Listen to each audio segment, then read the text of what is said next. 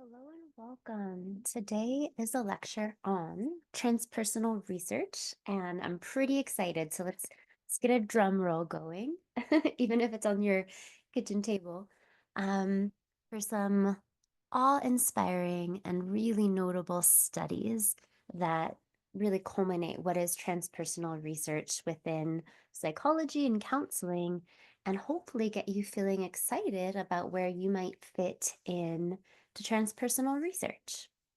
So, with that said, let's jump in.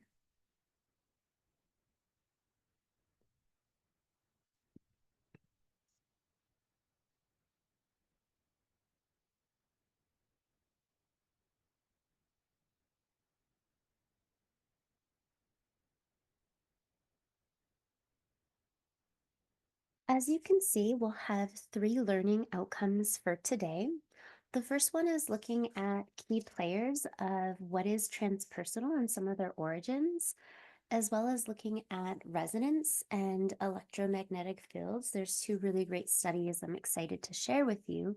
And then we'll conclude with looking at the power of sound and observation as tools that take us into transpersonal states.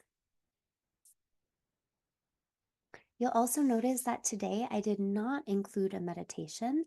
And in part, that's because you'll see a link to more information on something called holotropic breath, which we're going to talk about today. So instead of a short, 5 minutes or 10-minute break within the PowerPoint itself, we're going to just include that at the end. So just a heads up that that might be a little bit different for you. Either way, I'll still invite you to just take a breath in and a nice sigh out. It's really helpful to notice our mood and our mindset before we take on learning something new. If we're feeling like we're already overwhelmed with so much stuff to do, then maybe it's not the best time to listen to a lecture. Or if we're feeling like we're a million different places, sometimes just taking some time to center ourselves and see what feels most important in that list is important. So, again, just a reminder, please take things at your own pace. When we digest, we often digest through not just the eyes or the mouth or the mind, but it's a full body ingestion. So, let's jump in. We're going to start with talking about William James. He's often considered the father of transpersonal psychology, and he pioneered the work of the spiritual experience in a paper titled The Varieties of Religious Experience. And he was also the first person within psychology to use the term transpersonal in 1905. So his early work really laid the ground for being able to focus on what is beyond self and really widen this bucket of how we self define. And in that definition, that's looking at what's beyond the personal. Some of the contributions that William James is most noted for is going to be a technique, which we're going to get into more, but just about transcendence. Before we get into that, let's take a moment and just unpack what does transpersonal mean. So I'm going to invite you to, if you're listening, just take a moment and think, what is your definition? Or if you happen to be at a table or a chair and you have something to write with, just encourage you to just take a 1 minute write of how do you personally define transpersonal.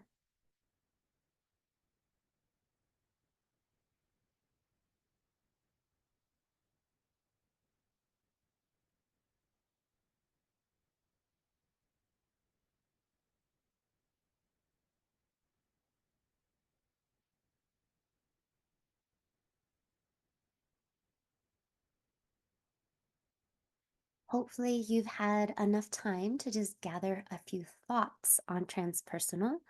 But when we look at the definition of it, it includes accessing non ordinary states of consciousness, such as those that we experience during meditation, after psychedelics, or during a peak performance, which is defined as flow. So when we're looking at transpersonal within the field of counseling, We often are referring to techniques called meditation, which are cultivating mindfulness and presence, as we know, but keeping in mind that meditation can actually be a larger umbrella of attributes. So, a really common transpersonal counseling technique is using guided imagery, where a therapist will help a client activate a sensory rich experience. So, that means activating all five senses, and that's something that we see take place even with modalities such as EMDR or therapies where we're asking clients to visualize and texturize their experience. And then another aspect of the transpersonal also includes breath work that pulls the client into more somatic awareness. Other aspects are journaling, music therapy, and of course, psychedelic assisted psychotherapy that can use substances like MDMA, ayahuasca, psilocybin, or even LSD. So these are some of the umbrella terms that really link us into transpersonal. So just take a moment and see if that was similar or different from your definition.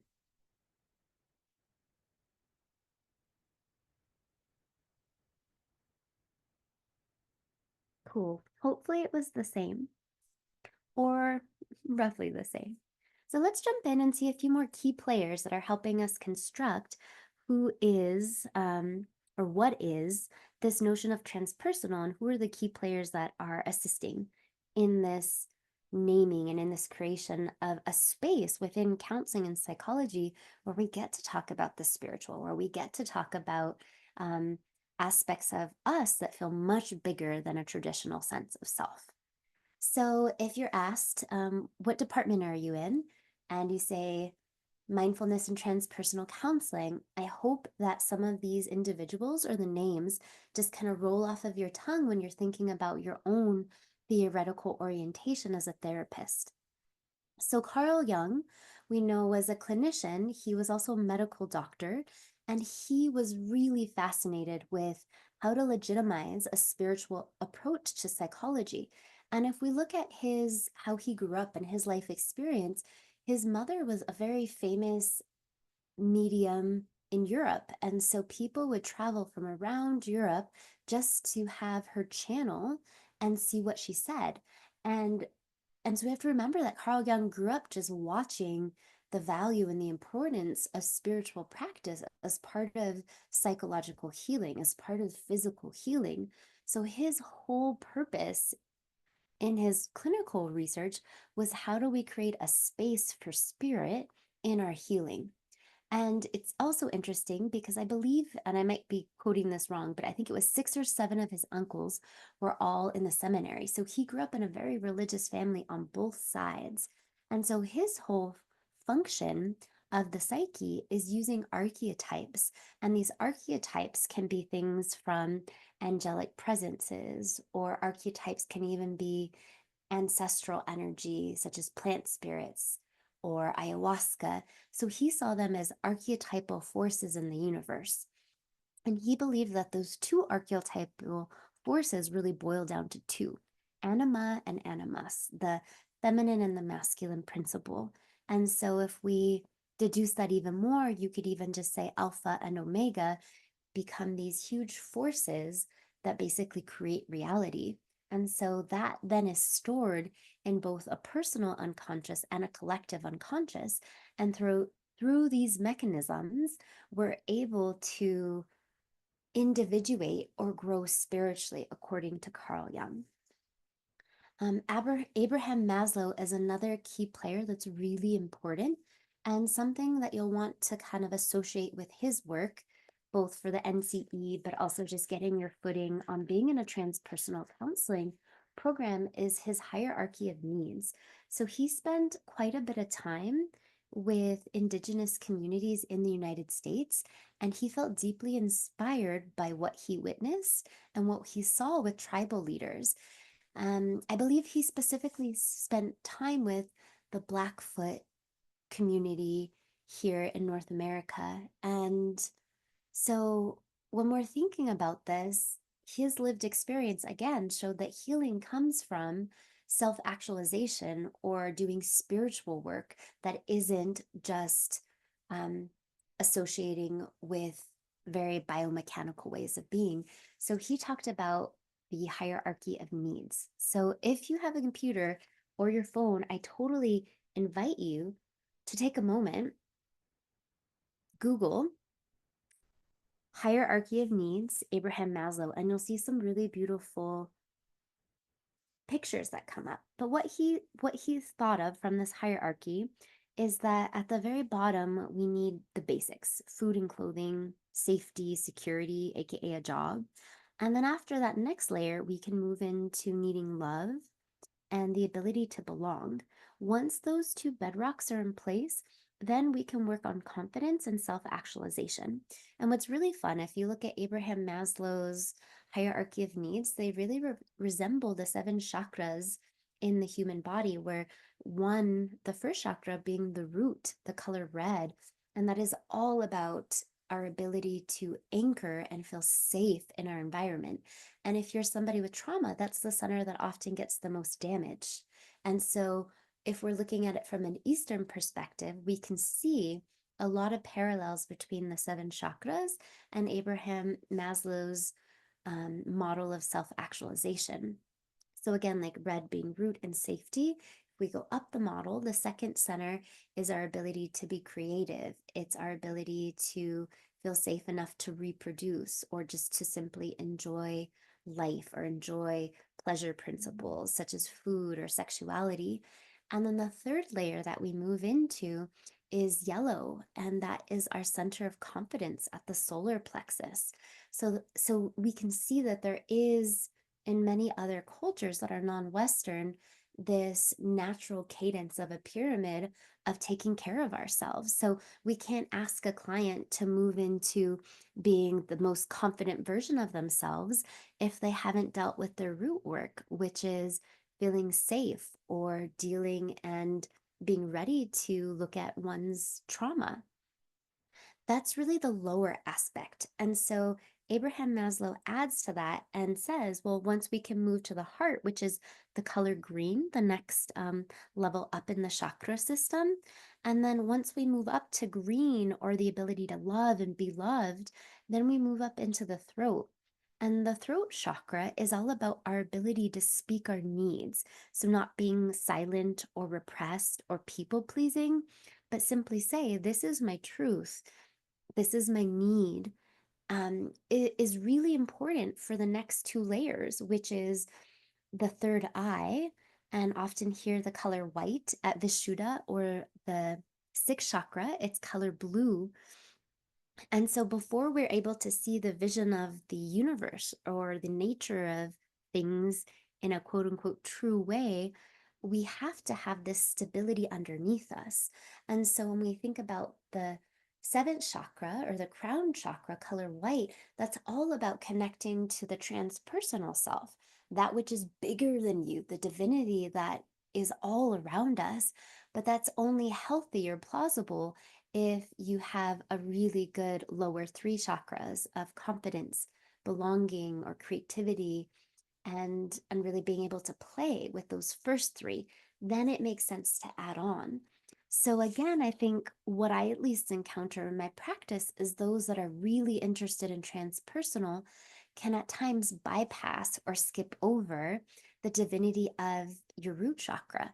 Just how important it is that you brush your teeth and you sleep well, just like the most basic things, instead of kind of jumping off to find divinity or astro project. It's like, but do you have loving relationships and do you feel safe? So always remembering that we start at the base. So these are some of the contributions of Maslow. And then the last one is Graf. Graf was a psychiatrist. So again, another medically trained doctor who did a lot of work around LSD. And him and Maslow did publications together and worked together in the 1960s. And he was an additional person to really use not just the term transpersonal like William James, but transpersonal psychology, and how our mind heals the more that we can access a self beyond us. He was really known for a modality called holotropic breathwork. Anybody tried this yet? I wish this class was live so I could see who's done it before and what do you think of it?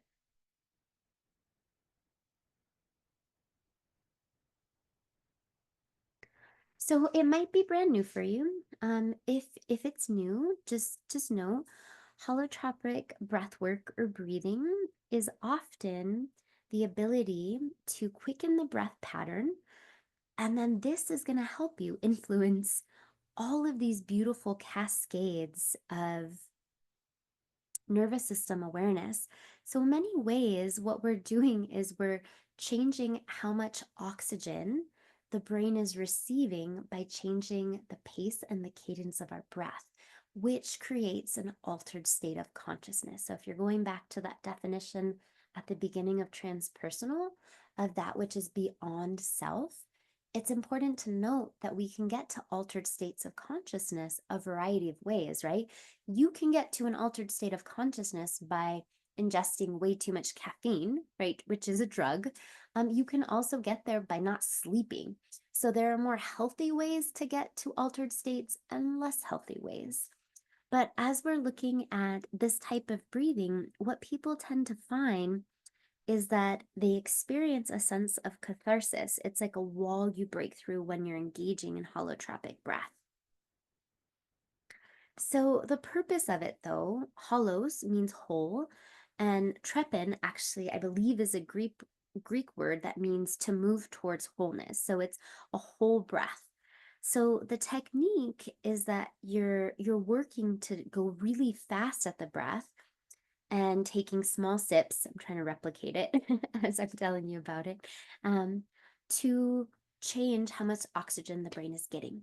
So if it's something you haven't played with, take some time and look at different types of breathing that can take place. You can do it individual sessions, or you can do it with a group. I find it to be really powerful to do it with a group. And often, if you do engage in that way, you'll hear repetitive music or music that is rhythmic so that you're able to get into a good rhythmic state. And your breathing in the holotropic tradition could last 2 to 3 hours in total. So that is quite a bit of breath work if you're not used to meditation. So something to work up towards. So this is a model I feel really excited to share with you. This is Carl Jung's view of the psyche. And since we're talking about transpersonal really being that which includes the self or that which is beyond the self, this map has been my guide clinically when I'm working with individuals who are doing psilocybin or individuals who are doing ketamine. So in my office, I generally do not offer guided medicine trips because to sit with someone doesn't require a whole lot of skill to make sure that they're safe, they're not choking, they're not having a panic attack, and that the medicine is working as it needs. There are so many training programs, not maybe not so many, but at least in the states I've lived in, both Oregon and Colorado, there are several training programs that can treat people without a clinical license to sit with someone. So you can do that, but if you're sitting with someone, maybe you're only making $25 to $50 an hour, but clinically, hopefully you're getting paid more than that. And so once you have your license, it doesn't make sense. Let's say if you're charging 150 an hour to or 200 an hour to have your client pay $1,000 just so you can sit with them. What I find to be most beneficial is to be the person after they've ingested the medicine the next day to help them process through their entire life experience, whether that's looking at family systems and origin stories, ancestral work, or it's looking at family systems in this lifetime of just dynamics between parents, dynamics between siblings. So, in my personal perspective, we're better suited to help with the integration aspect of transpersonal psychology than actually administering. And you'll see that you actually have less liability as a clinician if you go that route. So, no, there's tons of options out there, but know that you're best suited really to help people integrate big experiences. So, If you're listening to the lecture, I do invite you to Google this map at another date or go back to the lecture slide and take a look at it. We do offer dream work analysis and Jungian psychology. So if you're interested in working with individuals in altered states, I highly recommend those classes. So I'll give you a moment to look through this map. I'm sipping water as we go. Side note, I once had an economics teacher. I became interested in public health and had to take public health economic classes. He would get so excited to lecture that sometimes he would spit on us, and he also just wouldn't notice that he was drooling. And so, as a student, I actually was like, he spat on me once. He spit on me, not spat. He spit on me once, and I remember just being like so mortified, but also realizing like he had no idea. And just thinking that I told myself this, I don't know, 15 years ago. I was like, someday when I give a lecture or I teach, I'm going to speak slowly. I'm going to drink water and I'm going to notice what my salivary glands are doing when I teach. So don't mind me, I'm just going to take a sip of water. I don't know if you've had a teacher like that or not. I hope not. And really, I think in mainstream universities, there's a lot of great thing about mainstream universities, but one of the benefits of a small university like Naropa is you have a lot of educators that really value mindful speech. And so mindful speech has several different components to it. So if you feel inclined to Google that, you can and read more about it. But part of mindful speech is speaking slowly. It's being concise. It's like, yes, I could say 1,000 things and be verbose, but what actually is the most important message for me to get across? It's listening to yourself and listening to others. And then it's really enunciating clearly. I grew up with the lisp, which maybe you've noticed in my PowerPoints or maybe not. And I had dyslexia. So sometimes I still trip over words or can get a little tongue tied, but I still work to enunciate, which is another principle of mindful speech. And then the last one of the six is use silence as part of speech, because that silence gives us a pause as the listener, us a pause as the speaker. And they've done studies that when you speak slow and you live in a culture that tends to walk slower, you live longer. So that's an interesting correlation just to play with in yourself. 6 aspects of mindful speech. Okay, I'm not gonna spit or spat on anyone. And let's look at this figure together. So you can see here that this is a map of the Jungian psyche. Archetypes are on the bottom. As I mentioned, anima and animus is the feminine and masculine principle. And then there's the cultural consciousness, which is really the collective unconscious that we're all tied to. We're going to look at some studies on resonance, and I'd be curious to hear your thoughts on if that sounds to you like the collective unconscious when we look at resonance fields that exist around the entire planet. So basically, it's the idea. I like to use the example of mycelium, where there's a network kind of underground or not visible to the senses, where everything is connected. So when we feel something, it's often the pulse of all humans across the globe or all humans in the United States. So that is a part of the collective unconscious.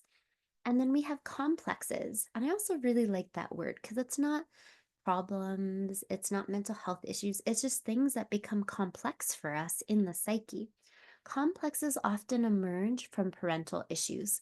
This is an influence from Freud's work, absolutely.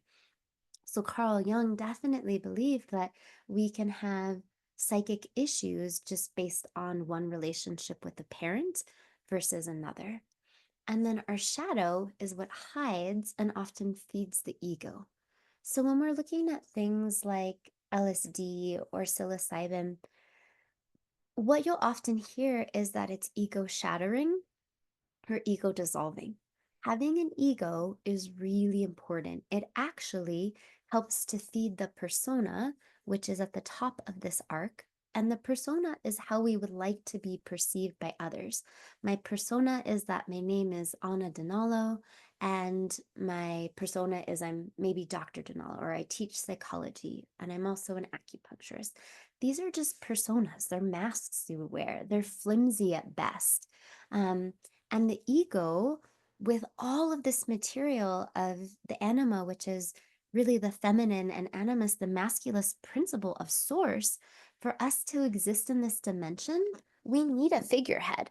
We need an ego. We need a personality. So while it's good to have moments or periods of dissolving that, it's equally as important to know that we need an ego to exist in the world. If you completely dissolve, then how do you buy groceries? If you completely dissolve, how do you remember to brush your teeth or show up to work? So I just want to remind you, like, yes, the dissolving of ego during certain altered states of consciousness is a gift, but it's not meant to be maintained that way. I feel inclined to share a story, and so I'm gonna take the moment to do so. I um I had a client who I deeply cared about, and I was part of their team of care. There was also a psychiatrist that managed this client's medicine, as well as a therapist that managed their medicine in the state they lived.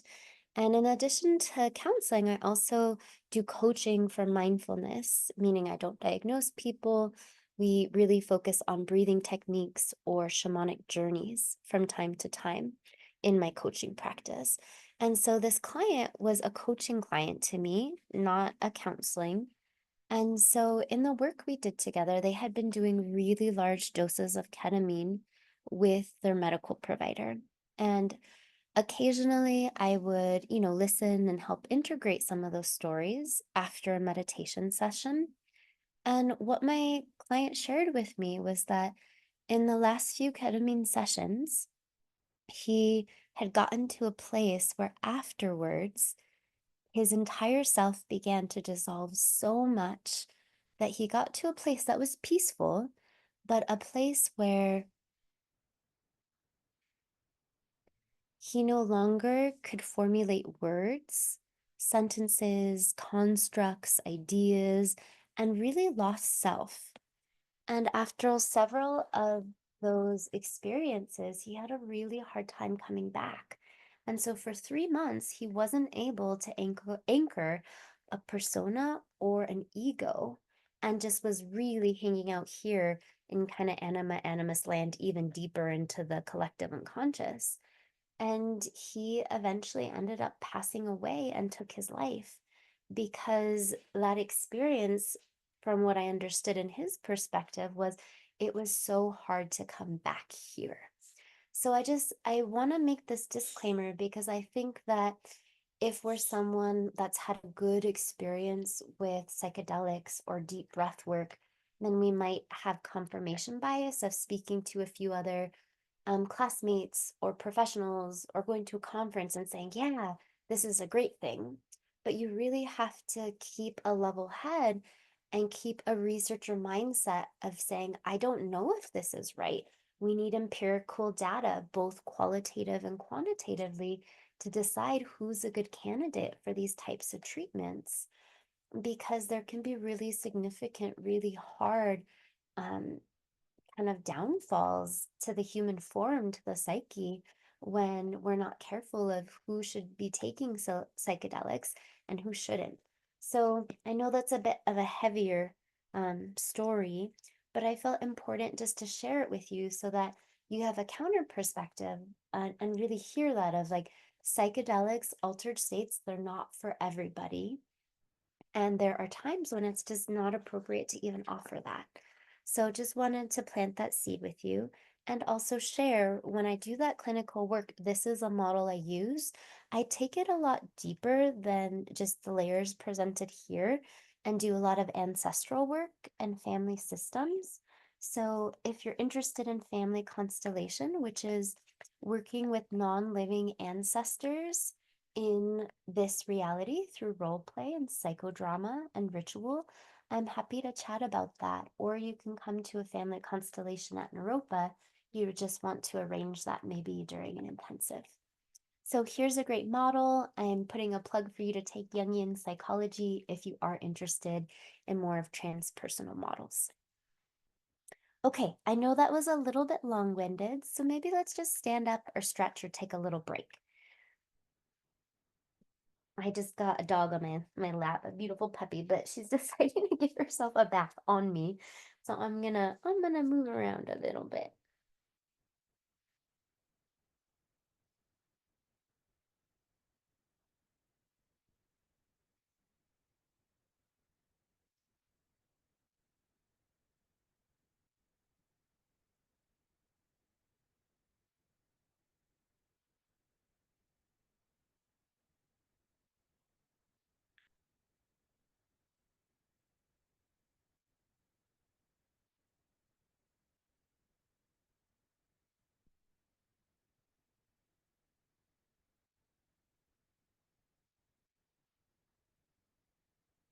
Yay, resonance. I love talking about resonance because I feel that it's quite transpersonal and it really has its roots in a lot of attachment theory. If you haven't taken human growth and development, you'll get those developmental models. And let me tell you, developmental models are so helpful for your practice because a client can come in and tell you, I am a 40-year-old male, I'm cisgender, I'm heterosexual, I'm married. That's their age they're telling you on paper. But when you get to meet someone and you get their feel and their texture and their vibe of who they are, maybe their resonance is actually more like a 4-year-old or a 17-year-old. And we call that regression. But the more you work clinically, you'll find that we can have regression in certain areas of our life. So, having clinical models that help you with teenagers, clinical models that help you for toddlers or like 0 through 5, or clinical models for late adulthood or Erickson's stages of development, they're so helpful because they give you guardrails as to where a client might need to be so that you can kind of help pull them up from that developmental stage to a healthier adult stage. When we're talking about resonance, we're actually really pulling in addition to attachment work and tuning, but and as well as really like the mirror neurons, so a lot of neurobiology here as well. But we can also talk about physics, which is kind of fun. So resonance is a phenomenon that occurs when an object, like a tuning fork or a system, aka like a human body, is subjected to external force or vibration that matches its natural frequency. Yeah, so you vibrate, whether you know it or not. If our sense organs, like our ears, were turned up to a high volume, then we could hear things that maybe animals could hear, or certain pitches or tones. So our ability to perceive with the five organ senses, especially with sight and sound, is really narrow compared to most of the animal kingdom.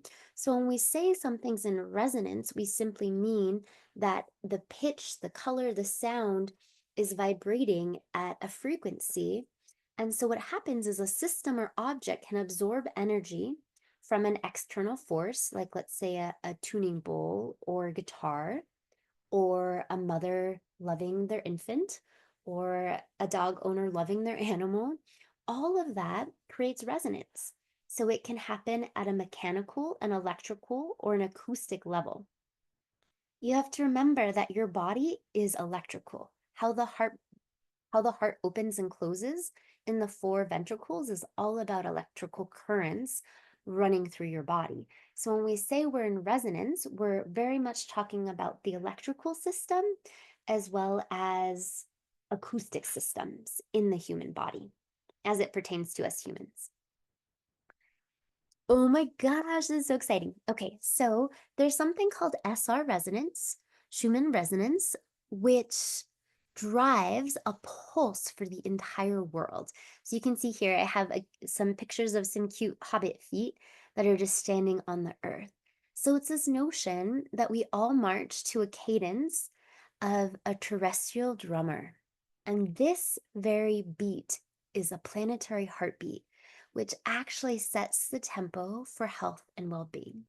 So, the scientist after whom this was named, and I'm not sure if I'm saying this right, but I believe it's Winfried Ottman Schumann, calculated the Earth's ion sonic fear cavity resonance frequency, tongue tied, in 1957. And what he found was that the Earth's cavity, or the sphere of ions, actually has a hertz of 7.83. So the planet itself has a resonance frequency that we can be in alignment with or out of alignment with. And so there's this really great quote that I think sums it up by Dr. Richard Allen Miller. And he's writing this in Human Psychobiology. And he says that there's ample anthropologic evidence that shows humans have intuitively synchronized with the planetary resonance throughout human history and back into the mists of time. Isn't that a great quote? Thanks, Dr. Richard. I love that. So, even if we're looking at anthropology or how cultures across the world throughout history have all been in alignment intuitively with this frequency, now we can see that there is so much ample cross cultural evidence for showing how ritualistic practices enhance harmonization with the planet. Some of the obvious ones that we'll talk a little bit more about, but is just shamanic drumming, ecstatic dance, trance dance, that many anthropologists believe have been around for over 50,000 years. I would argue more. And then some more kind of religiously grounded examples also include both from the Jewish and Muslim um, faiths, that you'll find that when they're reading a holy text, they're either bobbing or swaying, which is creating a movement and a currency in the human body. So sorry that got a little cut off if you're reading the slide, but just really fun to think about is that there's a resonance, aka mycelium, aka collective unconscious, that we're tied into, that we feel. And so if you feel out of alignment, it's so important, especially for your clients, to name, well, gosh, you're part of a larger ecosystem. And in that ecosystem right now, there's higher amounts of pollution than we've ever experienced, or they are still dumping nuclear waste into rivers, lakes, and oceans across the entire planet. That impacts all of us. So I think it's just so important to normalize that we experience suffering at a multitude of levels, and it can't just be personal. It also is interconnected with a larger ecosystem.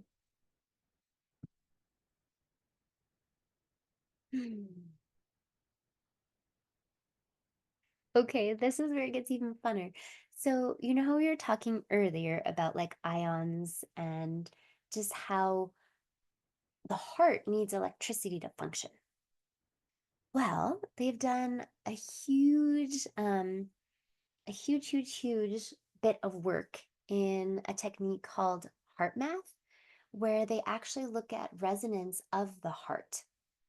I actually went out to have a drink with a fellow faculty member, and we were, just kind of talking. And while we were talking, it was so funny because at the bar, I was telling the bartender, like, yeah, they can actually measure if someone is bullshitting or not being truthful. And he was like, they can, like a lie detector? And I was like, not like a lie detector, which actually measures anal glands and how much they contract, release, and hormones. But what they do is they measure the electromagnetic influence that's outputting from your heart. So it's kind of like the heart has a built-in bullshit thermometer. So I feel like if you get intuition that something or someone is sketchy or shady, hey, that's like your automatic electromagnetic field heart influencer letting you know that something's off. So, with heart math, what they've done is a multitude of studies that also show how mindfulness and meditation really influence how the heart can output. So, in the science of psychology and medicine, there's an overlap we're seeing where the heart is a sensory organ that holds memory and can make independent functional decisions. Yes, it can. So, what I'm trying to say here, or what I'm deducing here, is that the heart doesn't need the mind. And if we look at in utero, how the heart is formed, it's the first 40,000 cells, heart cells, that actually become the mind or that become the brain, which is really neat. So the heart is displaying qualities of neuroplasticity that can reorganize itself by growing new neural connections, just as the brain can do. So tending to our emotional heart is quite big work. And when our thoughts and brain, AKA, are not in harmony or in alignment with our feelings, this actually is what creates strain on the heart and creates resistance in our own system on a physiological level. So, oh gosh, y'all, just think about this in a world of just how often maybe you drive by, or at least like when I spent a lot of time in Portland, I would bike by homeless populations and camps all the time where I worked teaching yoga. There would always be someone sleeping out the door. And to exist in a modern world, there's a level of like thickness and hardening of the heart where your heart is out of alignment because there's a piece of you that cares for all humanity, but maybe you don't have enough time or money or space in your day to give every single homeless person you see a care package or a peanut butter and jelly sandwich. And that hurts you because you're out of alignment. So when our thoughts and brains aren't in harmony with how the heart feels, this creates stress on our system. So when I have had clients who say, "Oh my gosh, like I'm recovering from a heart attack," it's very emotional in nature. It's not just physiological. And this research is showing how deep that connection really goes. So an efficient and optimal functioning system is what we call coherence. So we're optional, we're balanced, we're harmonic. Electricity in the heart is 40 to 60 times stronger than in the brain and is more stronger than any electrical impulse in the entire system. So, if this is something that interests you, I invite you to do more research on heart math and heart electromagnetic field. I love Transpersonal Research Day. I mean, all research is so great, right? It's kind of like the root system, but I just feel like this class is so juicy. Next, we're going to talk about sound and observation. My puppy Sage is looking at me. She might need something. I'm going to grab her some water and we'll be right back in a minute. So stand up, stretch, check in with your heart, check in with your system. Let's make sure we're all in resonance.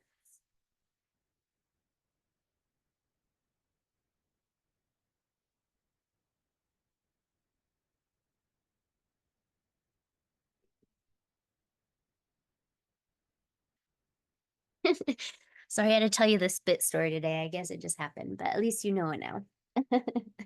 Okay, sound and observation. Look at these handmade drums. They are beautiful. Drums just are such a huge aspect of our primal human spirit. It's taking the belly of another animal and playing music on it. And so when we think about this metaphor of playing music on a drum, we also have to hold that our belly is actually the original drum.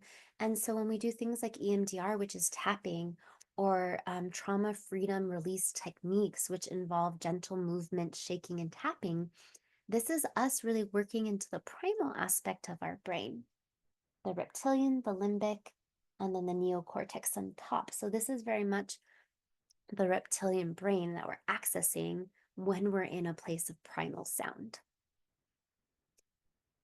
So there's been a lot of research, especially in the last decade, on a field called biomusicology. And what they're doing is using EEGs to show how certain rhythms create brainwaves. And this idea is being applied to biofeedback, binaural beats, and other types of technology related to rhythmic science.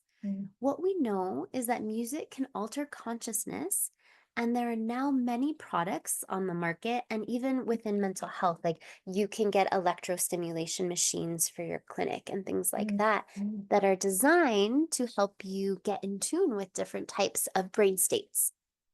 So, when we're looking at the acoustic stimulation of rhythmic drumming, it's a very mechanical aspect, but it's that same aspect that is creating electrical activity in the brain and bringing it into resonance.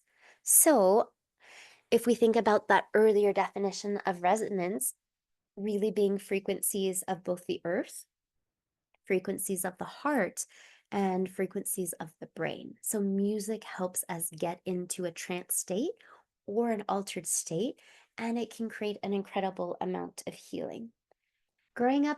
Growing up, not that I'm that old, but in my earlier, like, start of my practice, maybe 10 years ago, I felt this huge loss and sadness that in my counseling program, attended University of New Mexico, it's very traditional, but that they didn't have a whole lot of like multicultural embedded ways into the curriculum. And so I would do sessions with clients, mostly using attachment theory and family systems. And then for myself, after a hard clinic day, I would do yoga and breath work and I would drum. And just the act of drumming would reset everything for me. And I didn't know why. And I also felt like I couldn't bring in drumming because it felt really esoteric to bring in drumming without having evidence based research as to why I might bring a drum into a session. So I just feel such great gratitude for the study of biomusicology, as well as the resonance science that is up and coming in our field.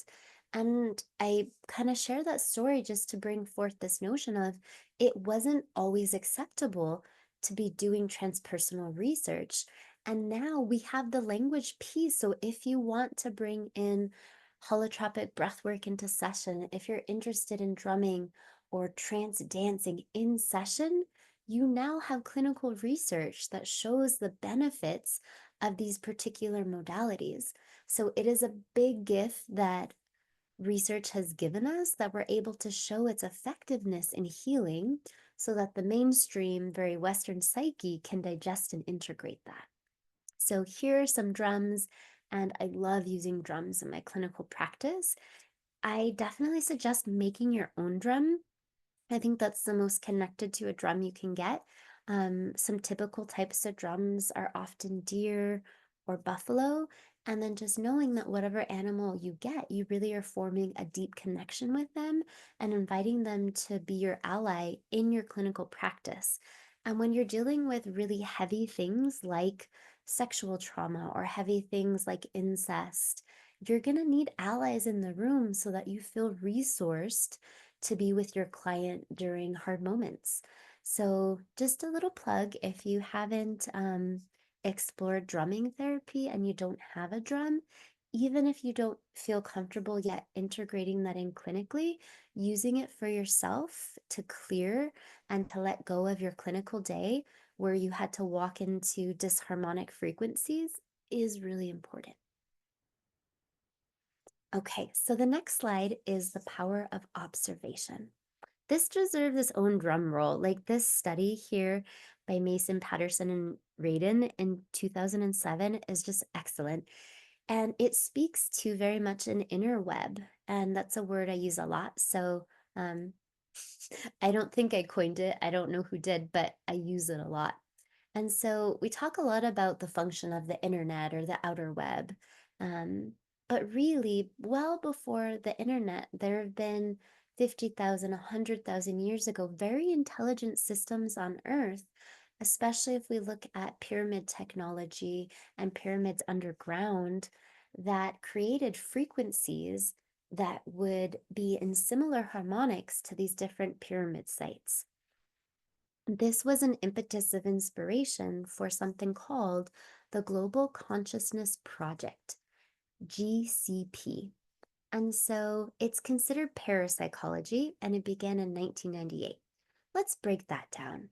Anytime someone calls something parapsychology, I feel a little angry because if you're using the scientific method or you're using qualitative and quantitative ways of deconstructing or constructing knowledge, that is psychology. And often you'll see the word para get put in things that we just don't understand or things that are transpersonal. So if I look at mediumship within counseling, if I put those two words in and APA, American Psychology Association, I get like a very small amount of articles, like a dozen. If I put in parapsychology, almost psychology, not psychology, I'll get hundreds of thousands of articles. So my point is we have to also look at words and how the words we use construct reality.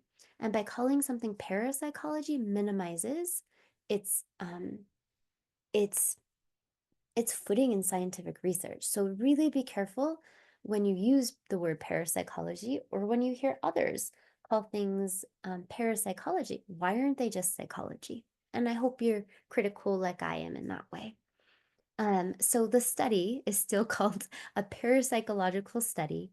It started in 1998, but it deemed that its goal was to study global consciousness with physical systems. How cool is that? So the project monitors geographically distributed networks of hardware through random generators in a bid to identify anomalous outputs that correlate. Ah, research word, you know correlate means what? Correlate is the relationship between two variables you're speaking about an R coefficient of 0.01 to -0.1. So they correlate. There's a relationship between emotional responses to world events or periods of focused attention by large numbers of people. Isn't this an amazing study? Is anyone else like clapping on the inside? This is so cool to me. It really is basically a research project that's showing that Gaia exists and we're all interconnected. Thank you, Carl Jung. So when we look at GCP, or the Global Consciousness Project, it's actually funded by the Institute of Noetic Science and describes itself as an international collaboration of over 100 research scientists and engineers. So please check out that study 2007 if you're interested. Does that sound like parapsychology to you? Nope, it doesn't sound like it to me either. When you have a team of 100 engineers, probably not. Um, so what they found with this study, I wanted to give you a few more details here, is that they used a random number generator. And what they found was that exploring claims that large groups of meditation can actually change the vibration or frequency in an area. So what they found was that using these random number generators in a large meditation hall of over 94 hours, and then 33,000 trials, well, 33,927 trials that consisted of 1,000 random bits of collected data were recorded during meditation. In your head, you should ask, well, what kind of meditation? Was it holotropic breath? Was it transcendental? Like what kind? Transcendental meditation was used, and what they found was that group meditation change the frequency to a higher voltage through these hardwares and through these random number generators. Actually, had people focus word number put random number generator. Isn't that wild? So if our entire class for 94 hours thought of the number 8888, that these random number generators could pick that up.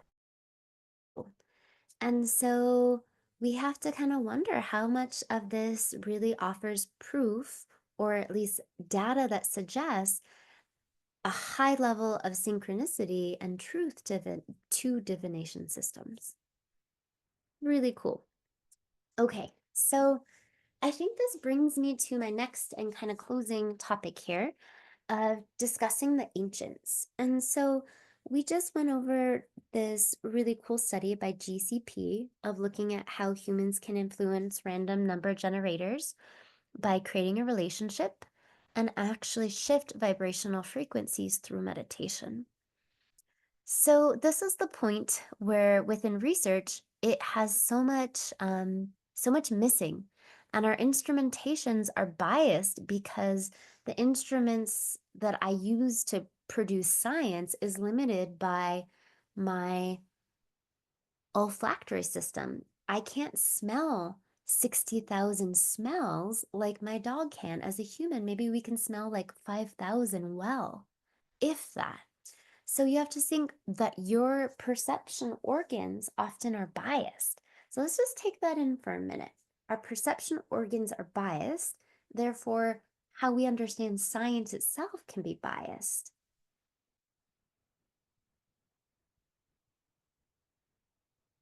I'm taking this in. That's why I'm pausing. Like, yeah, the sense organs create bias.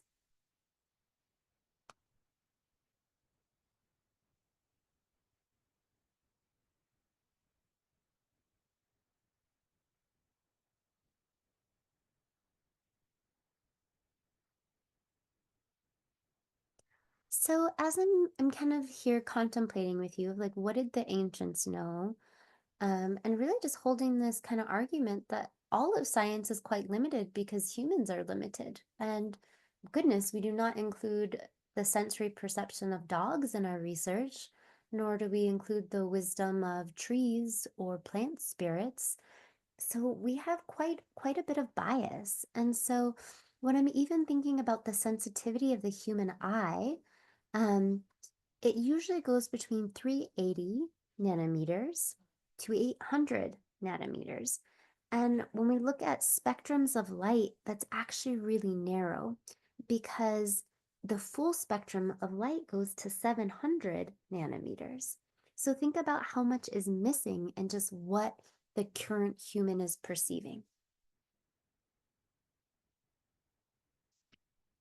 This takes me to some of the ancient cultures that we know. One of the eighth wonders of the world is Chichen Itza in Mexico, which are a series of Mayan temples that just span out through many different locations throughout South and Central America. So, when we're looking particularly at Mayan ruins, they're located in southern Mexico and they extend into Guatemala, Honduras, and northern Belize. Ruins are considered to be about 4,000 years old, um, but some anthropologists will say 1,000. So, what you see though with these temples is that the ruin themselves actually isn't the temple that you see on the earth level or on the visualization. Many of the temples are actually on top of cenotes or underground caves. And so these caves underneath the visible structures are actually much older than even 4,000 years old. And so in Mexico, I think in the Ciudad de Mexico, Mexico City, they talk about there is a museum where you can go and actually they have frozen prehistoric animals that were hunting alongside humans. And so in a lot of these Mayan caves, the first hunters were equally female, male, and non-binary. Non-binary was also very much a part of Mayan culture that was acceptable and normal, as well as playing with and flexibility of different types of gender roles.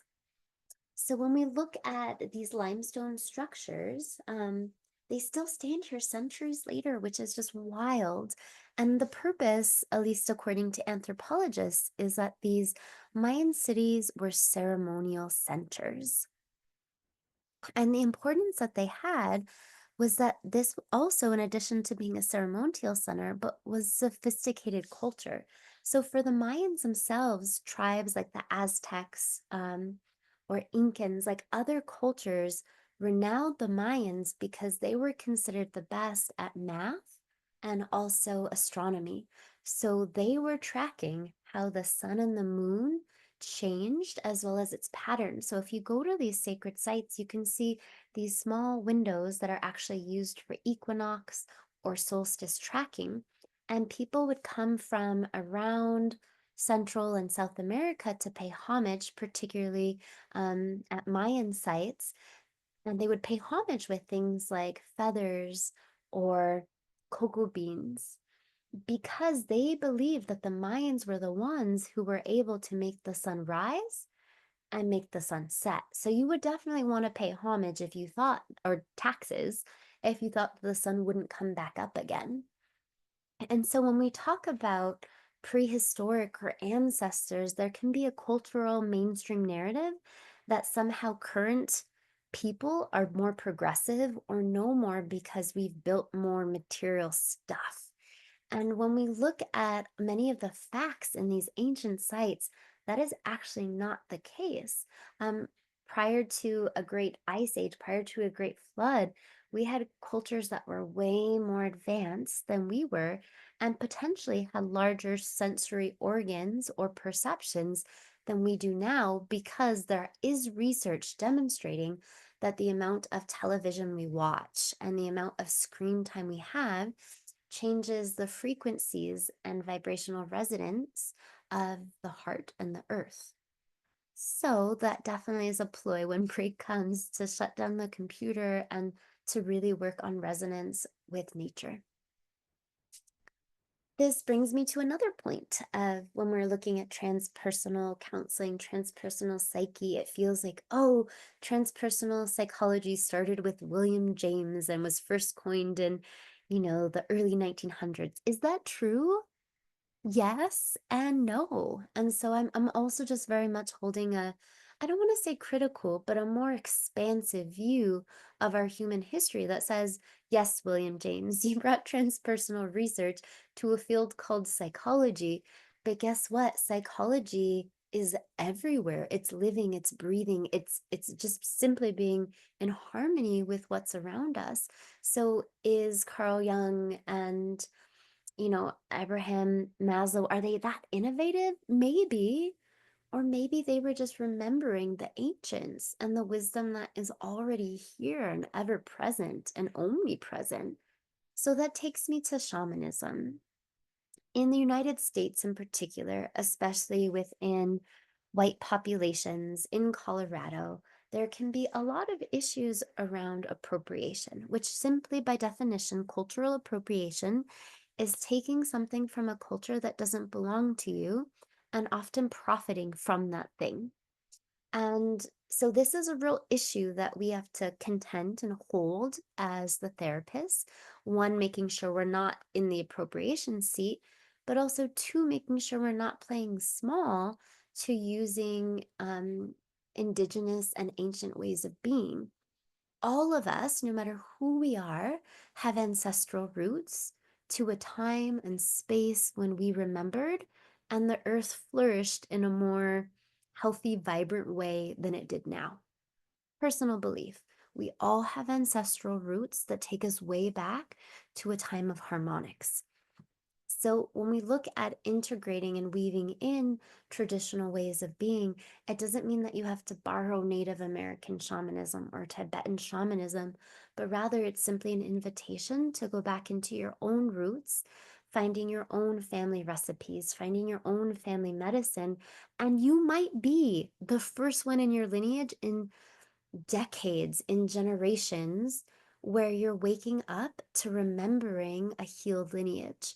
And so, even if that's just the work you're doing, is being the only one in the lineage waking it up, remembering, then that is meritable, excellent work. And so, we don't need to appropriate something else because we have shadow in our lineage. It's simply that we have to slowly tend to the lineage, even if it has shadow. So, shamanism is a spiritual practice that connects us to altered states of consciousness. And when we think about an altered state, it really is just a transpersonal awareness of who we are, of what we are beyond this 3D realm. So, shamans are often considered religious specialists, but mind you, when we look at Buddhism or Taoism, they actually don't assert that they're a religion. And a lot of the early Buddhist Mahayana texts, like the Blue Lotus or the I Ching, a Taoist classic, it says we don't need religion because the trees are God, the water is the teacher, the air is the angel. And so it talks about this notion of religion not being necessary when you're in the flow And that flow is the Tao. So connection with all things, wisdom with all things. So even though we can say religious, that's also very a Western position. But it's the idea that we can connect with guides of those who have already gone, aka deceased, and that's both human and non human to protect our community. So we find shamanistic practices of this type of connection. In Peru, it's often called being a banco, and that translates to bench, but it's simply being a bench for ancient spirits to come sit on in this dimension. But we see this in Australia, Siberia, Korea, all throughout the Americans. Celtic shamanism is one of the most profound, beautiful lineages I've ever come across. And I don't have, I don't believe, or I don't know if I have any Celtic ancestry. My background is more Latin American, and so, but the Celtics became so close with tree spirits that they actually developed their own language that is learned and mirrored from bark writings, and studying how bark and ants carve through wood. And that was how they create language in the Celtic spiritual system. So I just say that to get you excited about whatever your heritage is, or mixed race, or multicultural perspectives are. We need that. And we really appreciate your multiculturalism within counseling. And it is important to note that we have this really thick, thick legacy of domination related to more white male identities. And that doesn't mean I'm putting anyone in a box. It just means collectively, you, me, all of us, everyone in this class, like, we have to join hands despite our backgrounds to move this thick legacy of righteousness and narrow-mindedness so that we can have safe transpersonal practices to heal self, to heal the world. Okay, sorry, maybe that was a soapbox on shamanism, but this is one of the last slides we're going to go over. We're getting down towards the end. And this is called the Mahashiri effect. So raising collective consciousness. So in 1960, we had a yogi predict that 1% of the population practicing transcendental meditation could produce measurable improvements on the quality of life for the whole population. That is a claim for research, is it not? So the phenomenon was actually noticed in 1974, and a paper was published in 1976 that this took place. So when a community practiced TM, transcendental meditation, the crime rate was reduced by 16% on average. Who wants to get together and meditate? I do, I sure do. So if we look at this X and Y chart, think thinking back to our quantitative block, we can see that FBI crime rates were 1,000 between 1967 and 1972, and then what they were in 1972 to 77.